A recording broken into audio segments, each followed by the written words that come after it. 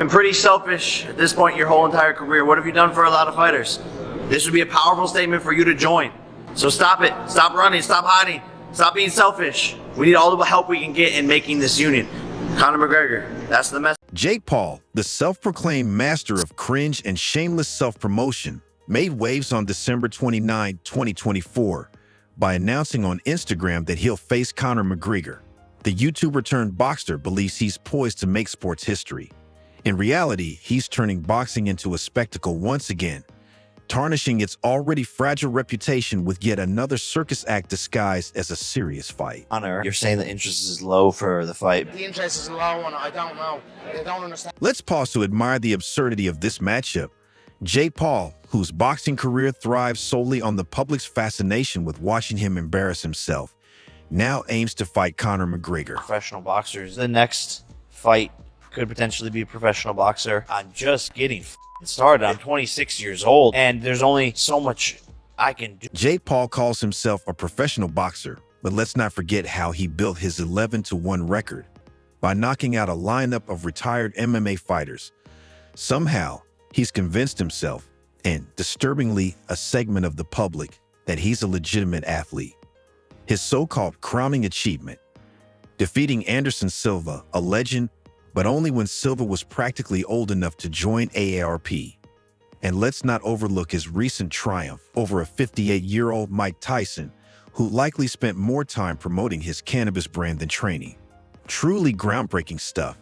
Jake, bravo. In terms of like face-off views, this is, in my mind, the biggest fight the world will ever see. They know that it's just like hard to handle for them because they've been like in the spotlight. Enter Conor McGregor, once a UFC trailblazer, now more of a walking whiskey ad than a fighter. Sure, McGregor was a two-division UFC champion, what feels like a lifetime ago.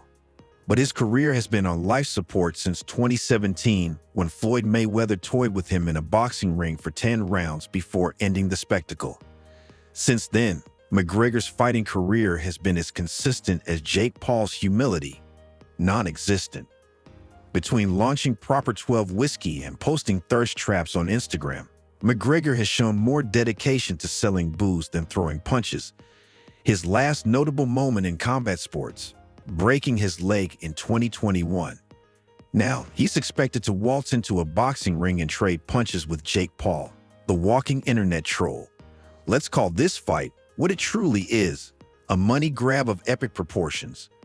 The media is branding it the fight of the century, but let's be honest, they really mean the cash grab of the century. Reports suggest this spectacle could generate a staggering $250 million.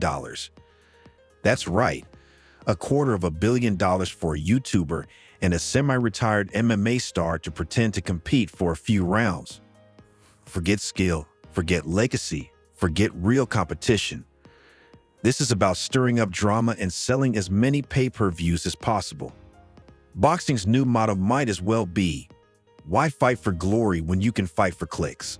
In insane shape. Man, I wish Conor wasn't doing these types of. Oh, and let's not overlook the puppet master behind this circus, Indian billionaire Anand Ambani. He's footing the bill for this spectacle as part of a tourism campaign to promote India. Because when you think Visit India, your mind naturally jumps to two rich guys flailing wildly at each other in a packed stadium, right? The fight is set for Mumbai's Wankhede Stadium, a venue that holds 33,000 people, but will actually cater to millions of viewers, suckers, via pay-per-view. Then there's the pre-fight drama, which feels like a cringe-worthy episode of a bad reality TV show. Jake Paul has been calling out Conor McGregor for years, throwing tantrums and trolling him online like a spoiled kid denied dessert. From over-the-top trash talk to cringe-worthy videos, Jake's done everything short of showing up at McGregor's doorstep with a megaphone. And McGregor, instead of doing the sensible thing and ignoring Jake like the rest of the world should, he took the bait. Now here we are, watching two grown men turn boxing into a sideshow act. This fight isn't about proving athletic prowess or even respecting the sport. It's about Jake Paul inflating his already oversized ego while cashing in on his insatiable need for attention. As for McGregor, he's probably just relieved he doesn't have to face the hungry UFC contender who could actually punch him into next week. Instead, he gets a fat payday for slapping around a YouTuber who thinks boxing gloves are just a fashion statement.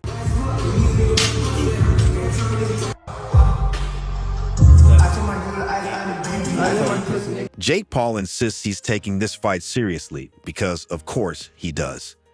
The man can't even post an Instagram story without flexing how hard he's training, as if a 15-second speed bag clip somehow erases years of being a glorified internet clown. Reportedly, he's been back in training since early January 2025, focusing on speed and agility. Sounds promising, right? Except this is Jake Paul we're talking about, the same guy who seems to think his workout montages make him the second coming of Muhammad Ali. Sure, he's got BJ Forbes, a legit boxing coach, in his corner, but let's not get carried away. Having a solid trainer doesn't magically turn Jake into a skilled fighter.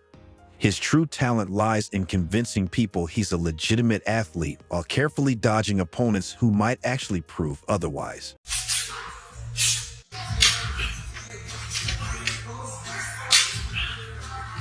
Conor McGregor is trying to pull off a comeback that borders on miraculous after snapping his leg like a cheap pencil in 2021. Credit where it's due. McGregor knows how to grind. He spent years in rehab and is now attempting to adapt his MMA skills to boxing rules. Admirable. Sure, but let's not forget his last serious boxing effort was back in 2017 when Floyd Mayweather toyed with him for 10 rounds before calling it a night. McGregor's been out of the boxing game for years, and while his determination is commendable, you have to wonder if his body can keep up with his ambition. The man still has heart, no doubt about that, but does he have the legs and the skill to back it up? That remains a massive question mark. About Conor tweeting still at like 3 a.m. like coked out. He sent shots at me and Ryan talking shit. It's crazy coming from Conor, who literally got out of the USADA pool to do legit steroids. And I was the biggest Conor fan for a long time. In the last couple weeks, ever since he sent that, I've been trying to hate him. I've been trying to be like, fuck you, Conor. Physically, Jake Paul and Conor McGregor make for an odd matchup. Jake stands at 6'0" and weighs around 190 oz, giving him a clear size advantage. But let's not pretend size equals skill. Jake's height and weight have helped him dominate retired MMA fighters and washed-up celebrities, not seasoned athletes like McGregor, who spent his career fighting legitimate killers in the UFC. At 5'9" and around 170 oz, McGregor may be smaller, but he's used to facing opponents who know what they're doing. Jake's toughest competition so far, a nearly 60-year-old Mike Tyson, who likely spent more time promoting his cannabis brand than training. Let that sink in. Yet, somehow, Jake Paul is favored to win at -175, with McGregor as the underdog at +155. Yes, you read that correctly. The YouTuber turned fighter is favored over Conor McGregor. If that doesn't make you question the state of boxing, nothing will. Sure, Jake is younger and has the size advantage, but his career has been meticulously curated with opponents who are either too old, too small, or too irrelevant to pose a real threat. Even the so-called experts are divided. Paulie Malignaggi, never one to shy away from hot takes, has gone on record saying Jake Paul might actually knock out McGregor. Yes, the same Jake Paul who rose to fame making prank videos is being hyped as a potential KO artist against one of MMA's most iconic fighters. If that doesn't make you cringe, nothing will. Meanwhile, Eddie Alvarez, a former UFC champ, points out the logistical nightmare McGregor faces just to make this fight happen. UFC contracts are notoriously airtight, and Dana White isn't exactly known for letting fighters chase clout with YouTubers. As for the fans, they're as divided as ever. Jake's diehard fanboys are hyping this up as the moment he finally proves he's legit. McGregor loyalists are just hoping to see Jake eat a long overdue slice of humble pie. Then there's the rest of us, rolling our eyes at what's clearly a glorified cash grab. Let's not pretend this fight is happening for any kind of legitimate sporting reason. It's happening because it's going to generate an obscene amount of money. This is the ultimate show. Jake Paul gets to stroke his ego while pretending to be a real fighter.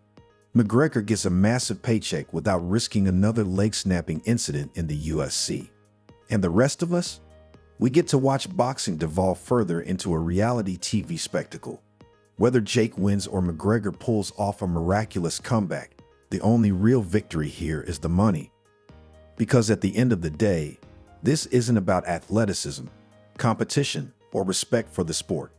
It's about who can sell the most drama. And if there's one thing Jake Paul and Conor McGregor know how to do, it's sell.